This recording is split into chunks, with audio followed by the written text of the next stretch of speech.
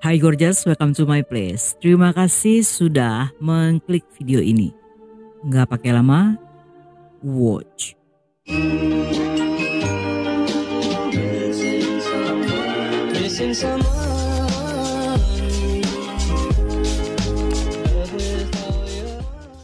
Pada 13 Agustus 2004, di Kabupaten Zasui, Cina, hujan musim gugur membuat udara menjadi lebih sejuk.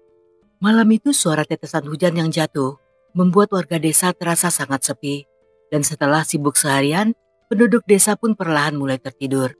Namun tiba-tiba, seorang warga desa bernama Wenxia dan seorang putrinya mendengar teriakan minta tolong dari rumah Rong Yuan yang berada di sebelah rumah mereka. Dengan diam-diam, mereka pun keluar untuk memeriksa situasi. Dan di bawah cahaya redup, mereka melihat bayangan tinggi hitam melintas di halaman rumah tetangga. Karena merasa khawatir, keduanya memutuskan pergi ke rumah kepala desa untuk mencari bantuan. Yang setelahnya, kepala desa bersama beberapa warga mendatangi rumah Rong Yuan untuk memeriksanya. Setibanya di sana, rumah dalam keadaan sepi. Namun dari balik pintu yang terbuka lebar, mereka melihat 4 jasad yang tertata rapi dengan kondisi dipenuhi cairan merah yang menggenang di lantai. Sang kepala desa pun melarang orang-orang masuk ke dalam rumah, dan saat itu dia segera menghubungi polisi. Polisi berhasil mengidentifikasi korban sebagai Rong Yuan, 2 anak kembarnya, dan seorang kakek berusia 80 tahun. Karena adik Rong Yuan yang bernama Rong Wen tinggal hanya berjarak 10 menit dari rumah Rong Yuan, sehingga polisi dan warga mendatangi rumahnya untuk memberitahu apa yang terjadi. Namun setelah berkali-kali memanggil dan tidak ada jawaban, salah seorang polisi mencoba untuk membuka pintu yang ternyata tidak dikunci. Dan sekali lagi mereka dikagetkan ketika melihat ada 4 jasad yang juga tersusun rapi seperti di rumah Rong Yuan. Bahkan salah satu korban merupakan istri Rong Wen yang bernama Xiao Jun ditemukan dalam kondisi tanpa kepala. Menyadari jika kasus ini bukan kasus biasa, polisi pun melaporkannya pada Biro Keamanan Umum di kabupaten. Dan karena sebelumnya tidak pernah terjadi kasus seperti ini, polisi pun membentuk tim khusus untuk melakukan investigasi di seluruh wilayah kabupaten. Berdasarkan hasil otopsi, forensik menyatakan bahwa para korban dihabisi dengan menggunakan kapak. Dan karena kondisi pada korban wanita tidak ditemukan adanya tanda-tanda pelecehan, sehingga polisi meyakini jika kejahatan seksual bukanlah motif dari kasus ini. Mereka juga menghapus motif perampokan karena harta benda dari kedua rumah tidak ada yang hilang. Yang dalam beberapa hari pemeriksaan serta bukti-bukti yang ditemukan di TKP, polisi memastikan jika kasus tersebut merupakan balas dendam. Dan tidak lama setelahnya, mereka berhasil mengidentifikasi para tersangka. Tersangka pertama bernama Liang, yang merupakan tetangga dari Rong Wen dan bekerja sebagai tukang batu. Selain miskin, dia juga dikenal sebagai orang yang pemarah dan tidak jujur. Dan pada tahun 1999, dia pernah dipenjara selama 5 tahun atas kasus pemerkosaan. Dalam kasus tersebut, korbannya adalah Xiao Jun yang sekaligus merupakan orang yang melaporkan Liang pada polisi. Sehingga polisi menduga jika hal itulah yang membuat Liang menjadi dendam. Tersangka kedua merupakan mantan pacar Xiao Jun yang bernama Yong. Mereka telah berkencan selama bertahun-tahun dan sempat menghilangkan kehamilannya. Namun tanpa diduga-duga, tiba-tiba Xiao Jun jatuh cinta dan menikah dengan Rong Wen yang berasal dari keluarga kaya. Yong yang merasa sangat terluka karena ditinggalkan begitu saja, diketahui memiliki dendam terhadap mantan terindah. Pada warga desa, dia pernah mengaku akan menghancurkan keluarga wanita itu. Saat ditanyai, Yong mengakui perkataannya dan menjelaskan bahwa pada saat itu dia sedang emosional setelah putus cinta sehingga mengatakan hal-hal yang tidak masuk akal. Tetapi walaupun penduduk desa bersedia bersaksi untuk membuktikan alibinya, namun polisi telah menetapkannya sebagai tersangka. Sedangkan tersangka ketiga bernama Mao yang merupakan adik dari mantan istri Rong Yuan dan dikenal sebagai seorang gangster dari desa sebelah. Selama menikah dengan saudari Mao, Rong Yuan seringkali melakukan KDRT, sehingga pada satu waktu, Mao yang kesal membawa beberapa preman untuk menghajarnya. Pada akhirnya mereka bercerai dan memperebutkan hak asuh atas kedua anak mereka. Walaupun biasanya masing-masing orang akan mendapatkan hak asuh atas masing-masing anak, namun dengan bantuan koneksi yang dimiliki oleh Rong Yuan, sehingga pengadilan memberikan hak asuh penuh pada pria itu, yang hal ini membuat Mao serta keluarganya merasa tidak puas. Diketahui Mao juga pernah mengancam akan membunuh Rong Yuan, namun setelah diperiksa, Mao terbukti tidak terlibat. Karena pada saat kejadian, pria itu sedang dirawat di rumah sakit akibat terluka tajam saat bertengkar dengan seseorang. Dengan kondisi terluka parah dan tidak bisa bangun dari tempat tidur, sangat tidak mungkin jika dialah pelakunya. Sehingga polisi mencoret namanya dari daftar tersangka.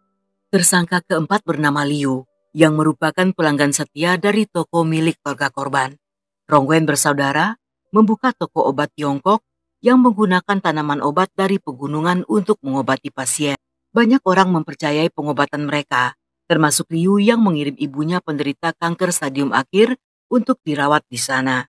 Selama keuangan toko berjalan lancar, Rong Yuan dan Rong Wen selalu membantu pasien dengan membiayai separuh biaya pengobatan. Namun karena penderita kanker stadium akhir sulit disembuhkan secara alami, sehingga setelah menghabiskan banyak uang, pada akhirnya ibu Liu meninggal dunia. Hal ini memicu pertengkaran hebat, di mana Liu menuntut pengembalian uang untuk pengobatan yang tentunya ditolak oleh mereka. Liu yang marah mengatakan bahwa dia tidak akan mengampuni keduanya, dan akibat ucapannya di masa lalu, polisi pun menduga jika Liu memiliki motif dalam kasus ini. Namun setelah melakukan investigasi mendalam, pada akhirnya polisi menetapkan dan menangkap Liang sebagai tersangka utama. Karena dari 4 tersangka, 1 diantaranya telah meninggal sejak beberapa tahun sebelumnya, sedangkan 2 lainnya memiliki alibi kuat.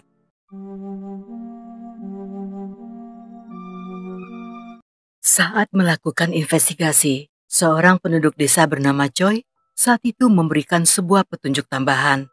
Dia mengaku melihat seorang pria yang mencurigakan yang sedang bergegas menuju ke rumah Rong Yuan. Karena pada saat itu sudah larut malam dan sedang hujan, serta tidak seorang pun warga desa yang berada di luar rumah, sehingga dia mengingat dengan jelas tentang pria itu. Walaupun Choi tidak bisa melihat dengan jelas wajah pria itu, namun pakaiannya sangat mirip dengan baju yang pernah dipakai oleh Liang. Selain itu, penyidik juga menemukan informasi dari putra Liang, bahwa kapak untuk menebang kayu milik ayahnya juga telah hilang. Dan kapak tersebut juga mirip dengan senjata yang digunakan oleh pelaku dalam kasus itu. Sedangkan menurut pengakuan istri Liang, sejak malam kejadian, suaminya saat itu memutuskan untuk pergi dan belum kembali hingga saat ini.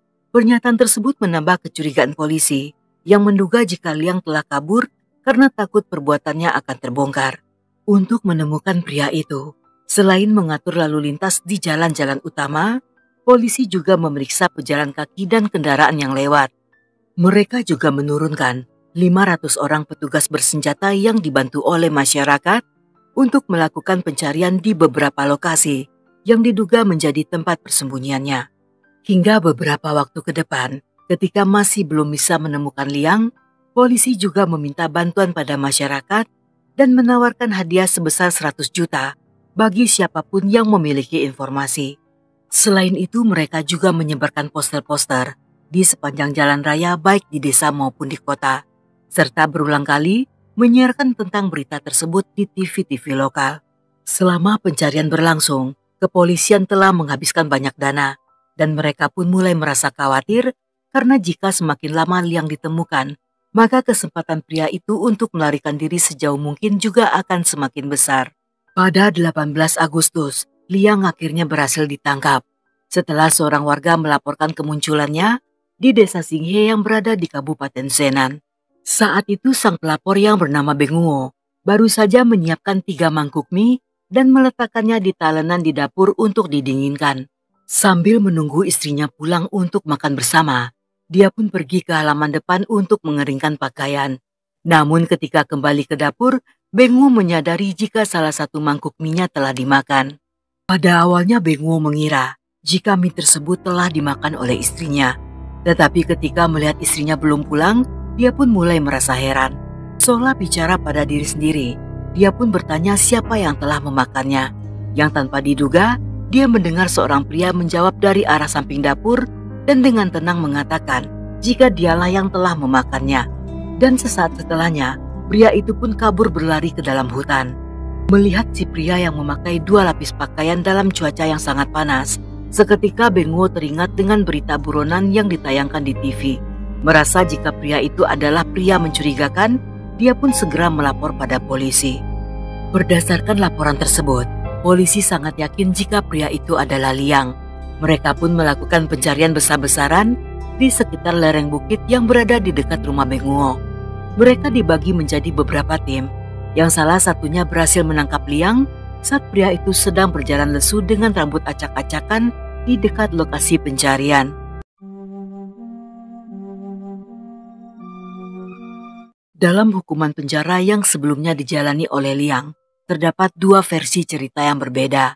Dalam versi pertama yang diketahui oleh banyak orang bahwa Liang memperkaos Xiao Jun ketika wanita itu sedang di rumah sendirian saat sang suami Rong Wen sedang bekerja. Dengan berpura-pura TV di rumahnya telah kehilangan sinyal, Liang datang ke rumah pasangan itu untuk menumpang menonton TV. Namun selama berada di sana, alih-alih menonton TV, dia justru merangkul pinggang Xiao Jun saat wanita itu sedang terlengah dan berhasil memperkaosnya di bawah ancaman. Ketika Rong Wen pulang dan melihat kondisi istrinya, dia pun segera mencari Liang, tetapi pria itu justru menghajarnya hingga babak belur. Melihat kondisi suaminya yang menjadi korban, Xiao Jun pun melaporkan perbuatannya yang membuat Liang berakhir di penjara. Sedangkan versi kedua yang diceritakan Liang saat interogasi, bahwa dia dan Xiao Jun telah lama menjalin hubungan asmara. Hubungan tersebut berawal ketika Liang yang burunya sedang kegatalan akibat kurap menahun, mengajak Xiao Jun untuk melakukan happy ending dengan bayaran sejumlah 150.000. Walaupun pada awalnya menolak, namun setelah berkali-kali dibujuk, pada akhirnya Xiao Jun bersedia melakukannya. Dan sejak saat itu hingga selama 6 bulan ke depan, hubungan keduanya berubah menjadi pasangan kekasih. Tetapi entah apa yang terjadi, tiba-tiba Xiao Jun menuduhnya telah memperkaos dan melaporkan pada polisi. Polisi tentu saja tidak mempercayai cerita versi Liang yang dianggap terlalu mengada-ngada. Karena selain tidak tampan dan lebih mirip curut, bagaimana mungkin Xiao Jun akan berselingkuh hanya demi uang 150.000, sedangkan suaminya dikenal memiliki banyak uang. Dan satu-satunya orang yang percaya bahwa Liang tidak bersalah tentunya adalah istri Liang sendiri. Wanita itu sangat yakin jika Xiao Junlah yang telah merayu suaminya. Dan dengan keyakinan tersebut, sehingga selama Liang berada di penjara, sang istri masih setia menanti. Yang dalam kesibukan mencari nafkah dengan menjadi kuli angkut pasir dan mengurus anak-anaknya, wanita itu bahkan juga mengurus mertuanya.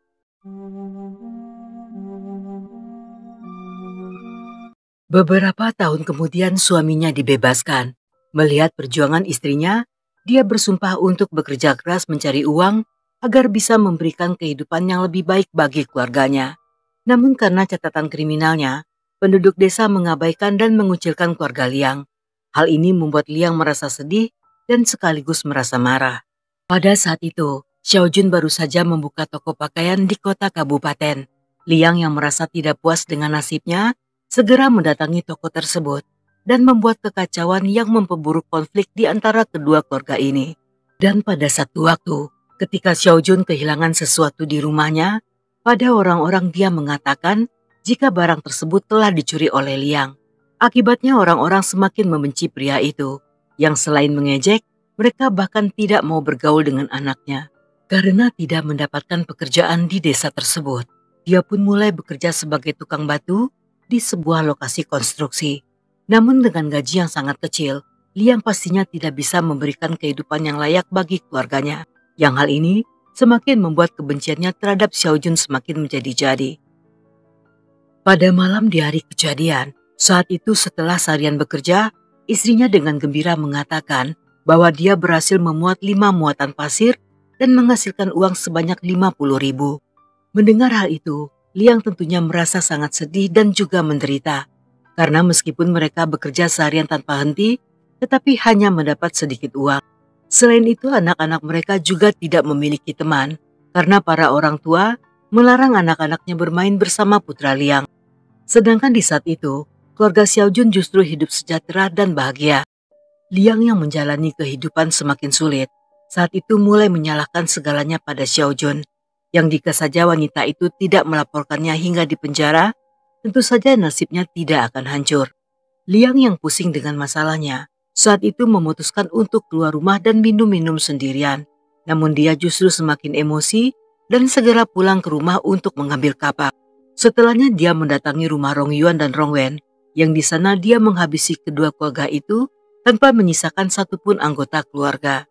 Dalam persidangan yang dilakukan pada 13 Desember 2004, Liang mengaku menyesal dan meminta maaf pada istri serta anak-anaknya. Dia pun divonis hukuman mati dan semua hak politiknya dicabut serta diwajibkan membayar kompensasi sejumlah 26 juta. Mendengar keputusan tersebut, istri Liang seketika terjatuh lemas. Dan ketika Liang keluar dari pengadilan, dia pun berusaha untuk berbicara dengan istrinya, namun dihalang-halangi oleh para petugas. Saat itu Liang menyuruh istrinya untuk tidak lagi menghabiskan uang untuk mengurusnya, serta meminta sang istri untuk hidup dengan bahagia. Dan 2 minggu setelahnya, Lian pun menjalani eksekusi.